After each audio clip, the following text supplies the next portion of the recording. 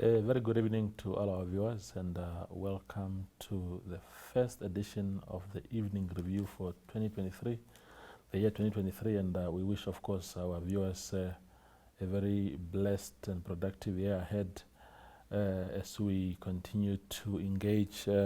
Tonight on the show we are joined by Loide Shaanika. She is the Secretary General of the Namibian National Teachers Union, NANTU.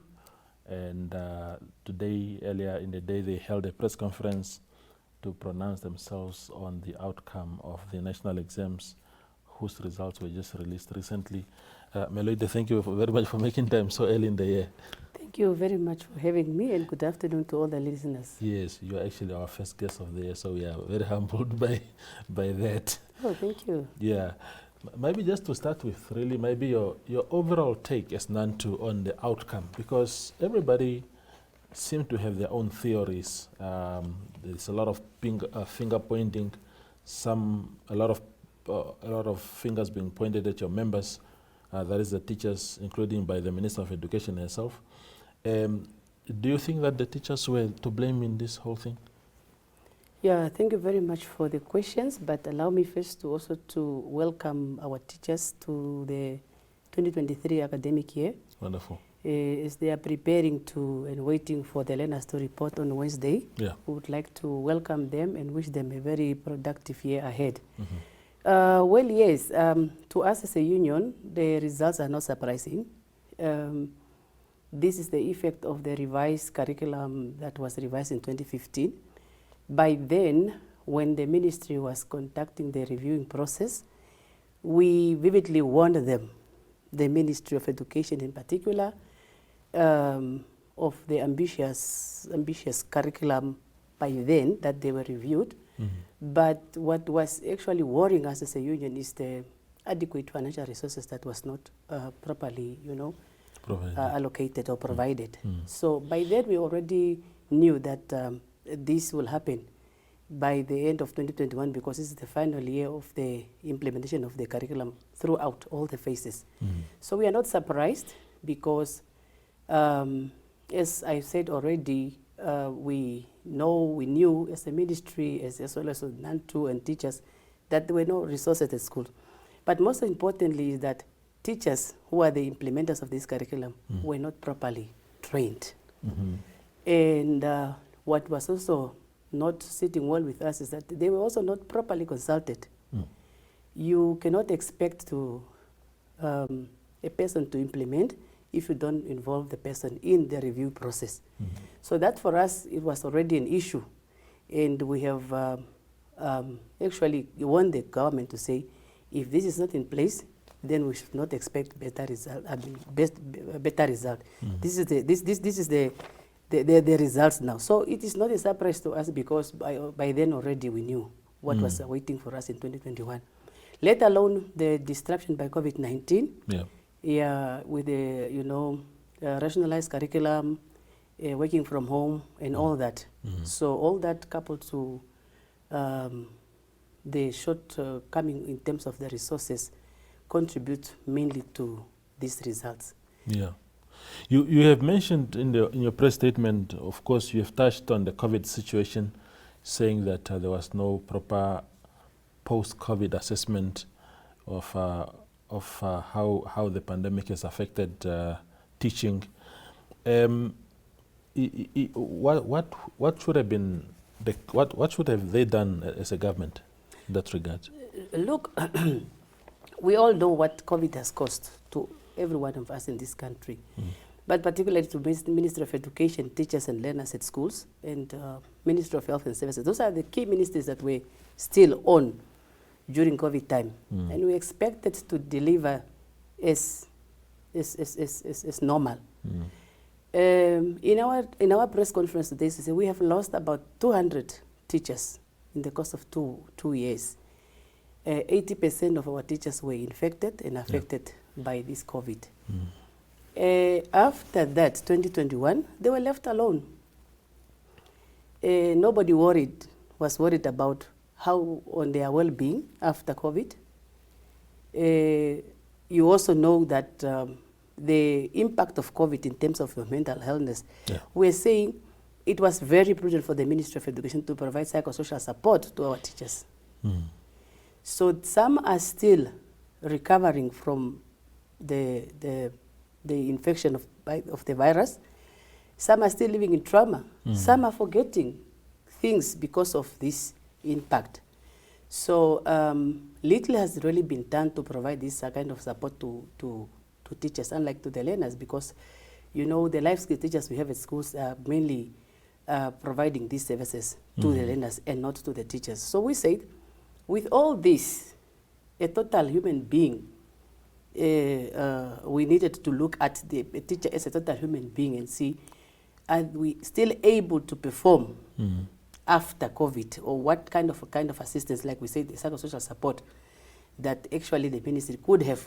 In fact, we have engaged them, and we are initially working on something with the Ministry of Education to make provision for qualified school counselors, because they need that healing process.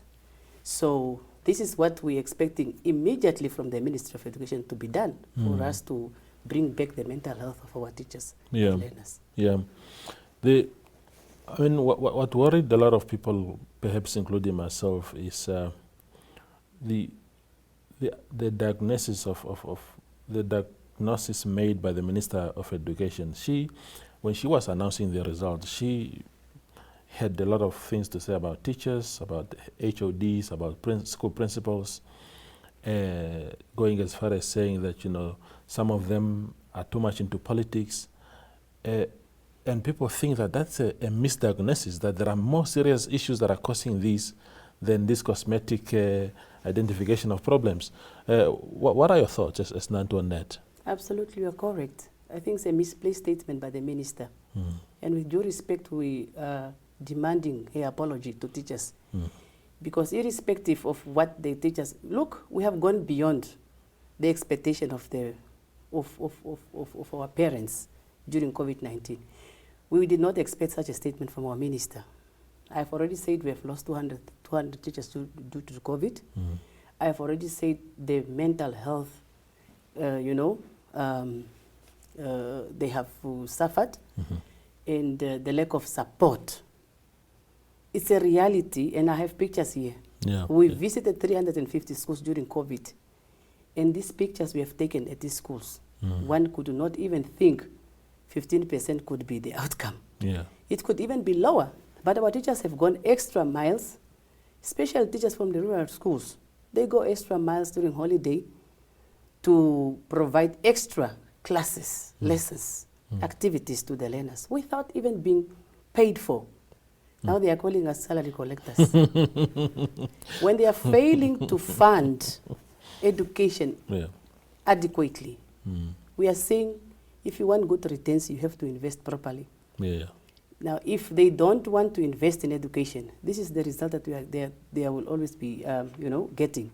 So all what we are saying is that it's the time for us to face the reality and address the challenges. They recently concluded the National Stakeholders Conference on Education in August last year. There were recommendations passed at this conference, and some of them are to address these shortcomings. All what we are saying or demanding as a union is that provide teachers with the right equipment. We will deliver. We have only 100 unqualified, but 99% of our teachers in the classrooms are well-qualified teachers. So if we don't support them, we'll continue getting this type of results. It's high time for us to, engage fruitfully, social dialogue, and without calling each other names. Without calling each other names. It will not help us. I'm saying charity starts at home. So, but if we are not serious with all these, addressing all these challenges, we'll be sitting with the rest of our now with this kind of result. So, if you look at these pictures we have taken from the classes that we have visited, Jebela, I'm telling you, in some of the regions, we have observed that even the directors of education, they hardly visit schools to pick up these challenges. But us as a union, we have visited these schools. Absolutely. Just speaking of investment, before we go on a break, I'll try to speak to my camera person to see if we can zoom into this later. But speaking of investment in education, the concept of free education, you know, people are told, parents are complaining, especially ahead of Wednesday, to say, oh, we are told it's free education. But the amount of money that we as parents are spending, stationaries, because free education should have implied that all these things are made easier. Some parents cannot afford these things. They send children to school without the right materials, and the end result of that could be failure. Yes. Your take on that? Yes. I think the government and the ministry should really revisit that. In those pictures you see one class, 50 learners sharing one textbook. Yeah. The allocation of funds to schools is literally $100 per learner. And the list of the stationaries we receive from schools is literally $3,000 per learner. Mm-hmm. So you just see the imbalances. So that's why we say it's high time we come back to the drawing board, we look at the reality, and we address those challenges. If we don't, then let's forget about quality public education. So the free education, in so to say, yes, maybe provisional that there are classrooms. There are teachers in the classrooms. Yeah. But a teacher alone cannot perform without being assisted. Continuous development program to teachers, they have discontinued them. Somebody from the university, a new graduate, is left alone in the classroom without continuously being, assisted. And this is what we are talking about. It's not only about textbooks, stationaries, but it's about also equipping and equipping our classroom fully with relevant resources that assist the teachers to implement or to deliver the curriculum. Absolutely. In the absence of that, we'll forget. Absolutely. We go for a quick break and return for the second part of the show.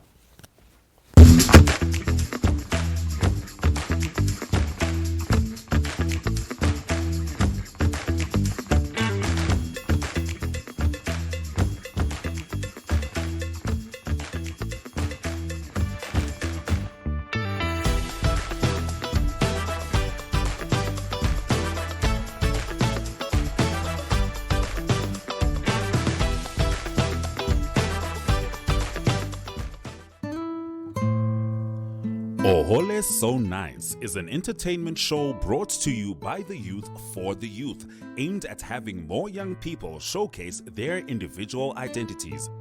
Making a good impression does not come easy. The nerves and the natural way youth interact when it comes to dating, well, this has changed over the years. This is a dating show that allows individuals to participate and be their own true selves.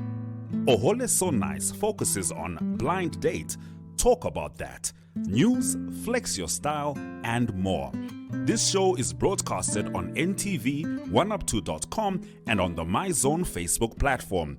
To share your experience or make your product or service part of Ohole So Nice, contact Zone at synergy.com.na. Ohole So Nice, because sabawelling isn't enough.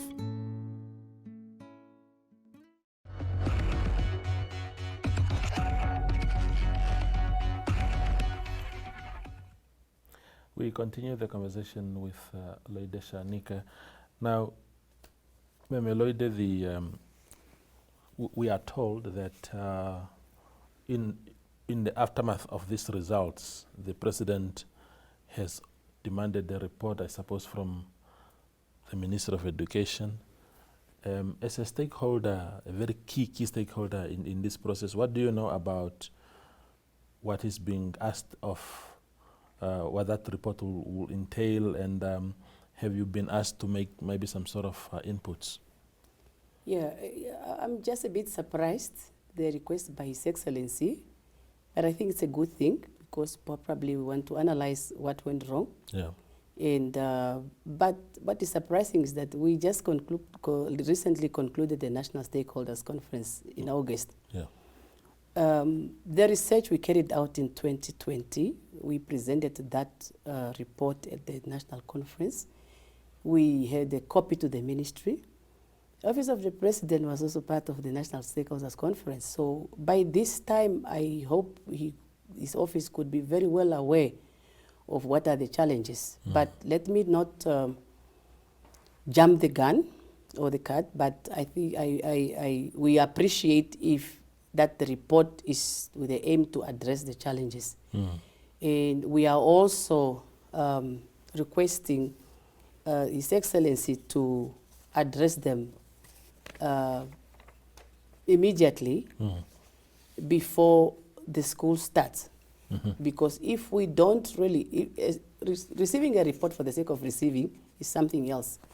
But we are saying is that coming the 11th of January, we do not want to see teachers still waiting for financial support or classrooms, empty classroom without adequate chairs or resources.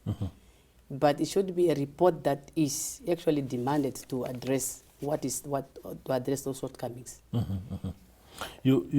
This I can't seem to locate it now here, but one of the things also that NANTU raised concern about is I suppose you guys call it a teacher to learner ratio. Yes. Where the union seems to have taken a stand and say if the number is not within the prescribed policy, then we will tell our members not to bother themselves with that. Yes. Today I've launched Operation NANTU on staffing norms. There are prescribed norms for our schools, 35 in primary and 30 in secondary. But what you find yourself, you'll see the pictures later, you find 55, you find 60, you find more than the prescribed norms. All what we are saying is that come 11th of January, and we are serious, this is long overdue. We are teaching overcrowded classrooms with little resources. And this is one of the contributing factors to the failure rate. So coming the 11th of January, the ministry and government is already informed. At all the platform we have been talking about overcrowded classroom, and nothing has been done. And that's why we are saying allocate resources, build more schools, recruit teachers. They are in the street, qualified, unemployed. So it's actually maximizing profit on cheap labor because it's giving our teachers stress. A language teacher marking 54 books as opposed to 30. So much of his time is spent on marking. So all what we are saying is that coming the Wednesday 11th of January, no teacher should accept a class more than beyond the norms. Absolutely. They are already aware. We did not need to inform them, but there is something that they have already promised to work on. So this year we are serious and we'll take it on. Our national leaders will start visiting schools next week to ensure that our schools is within the prescribed norms. Yeah. You spoke earlier about the length to which teachers, a lot of teachers, especially in rural areas, have gone to just to make sure that the Namibian child is educated. I wonder where they got that motivation from, because I'm wondering if the issue of, because I know that NANTU and NAPU had also put up a big fight last year over salary increments of teachers. Teachers had gone for almost 5 years without an increment. Do you think that that could also affect, generally speaking, that it can also affect the motivation of teachers? Yes, very much. But because of the passionate and love they have for the Namibian children, they go these extra miles. Creativity within our teachers. And this is what we need to appreciate, and not to call our teachers salary collectors. It's purely insult to us, and really, it does not motivate our teachers to go extra mile. I have already mentioned that they are doing this out of their own will, because of the passion and the love they have for the learners. So it's really demotivating. You have seen that we have gone, last year we have to go up to the polls to demand a salary increment. and of which only a 3% was granted to them. But despite that, it has not discouraged them. It has, but they still continue to put more effort. Yeah. So it's really, those are the issues that our government needs to look at, and our ministry needs to look at. They are those really that really go extra miles in order to make sure that the Namibian child, is receiving what they deserve. Yeah. I think one of the things now that it has become a perpetual subject this time of the year. You know, we are complaining about children not passing in good numbers and all these things, and everybody had their own say. But we ought to reach a stage now where we say as a country that enough with talking. Now we are starting to see improvement, radical improvement, because if it's only 15% that passed this year, if next year it was, even if it was 18% next year, that's a very tiny marginal improvement. You want at least 40% as a start, and then eventually maybe only 30% of learners fail, but 70 passes or pass. Do you think now that if those things that you just mentioned earlier were implemented, the resources are availed, the policies are correct, all these interventions, do you think that next year, if government become really serious with this whole thing, that next year, this time, the language and tone will be different? Very much. Everything is centered by financial resources. Yeah. If you want to do good, you need, I've already said, you have to invest into what you want to reap. If you do not want to spend, then this is what you are expecting. Of course, if schools are well resourced, you have seen private schools, they are very well resourced. Their performance is always outstanding. Yeah, but if the shortcomings are addressed, I don't think we'll be sitting here talking about results. Maybe we'll be sitting here and say, how best can we do more better again? Yeah. But if there are no allocation of resources, to be honest, our classrooms are empty. Teachers have become beggars, street collecting money all over to make sure that at least tomorrow he has got something to supplement to the teaching and learning in the classroom, of which was supposed to be the obligation and responsibility of the government and the line ministry. So we are just appealing to the government once again, Ministry of Finance, Ministry of Education, to have an open and transparent budgeting process. We want to be part of that process as well. Yeah. And to see what are the priorities in the budget of the ministry. Yeah. In some instances, we can say, maybe, because we see people traveling around, our subject advisors hardly visit schools to advise and to provide that assistance to the teachers. Simply because they are being told there is no money, there is no transport. But you see people traveling overseas. Absolutely. Is that the priority to the ministry? So we want to have a transparent process and see what are the priority areas that are budgeted for in the ministry, in the ministerial budget. Absolutely. The final question perhaps then, Loide, is